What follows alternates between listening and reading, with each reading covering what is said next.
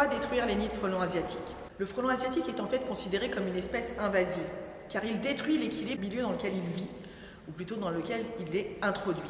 Introduit puisque le frelon asiatique est arrivé en France en 2004, et c'est à partir de ce moment-là qu'il a commencé à envahir la France et le reste de l'Europe. En presque 20 ans d'existence, ou de présence plutôt en France, le frelon asiatique n'a aujourd'hui que 4 prédateurs. Et qui vont en fait être des prédateurs en quantité vraiment minime. Donc sa vitesse de prolifération est extrêmement rapide, environ multipliée par 5 tous les ans.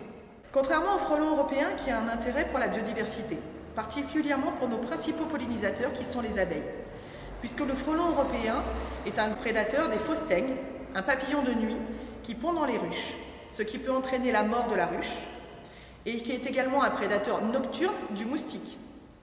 Le frelon asiatique, lui, ne nous pose que des désagréments. Un danger direct pour l'homme, car il est très agressif lorsqu'on s'approche d'un nid qu'il construit d'ailleurs surtout dans les lieux urbanisés.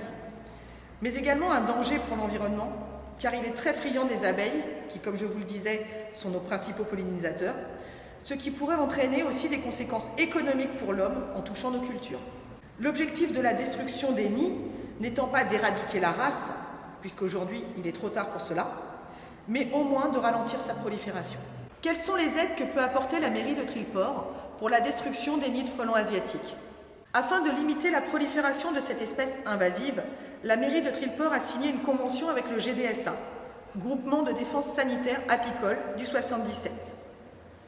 Aujourd'hui, il faut que vous repériez ces nids, que vous les signaliez auprès de la mairie, qui préviendra le référent du GDSA afin de pratiquer sa destruction. Cette convention permet aux propriétaires où se trouve le nid de ne payer que 10 à 30 € en fonction de la taille du nid, soit 20% de la prestation. La mairie prenant en charge les 80% restants sur le montant total de l'intervention par le référent habilité du GDSA. Cette prise en charge n'est effective qu'en passant par la mairie avec la convention du GDSA.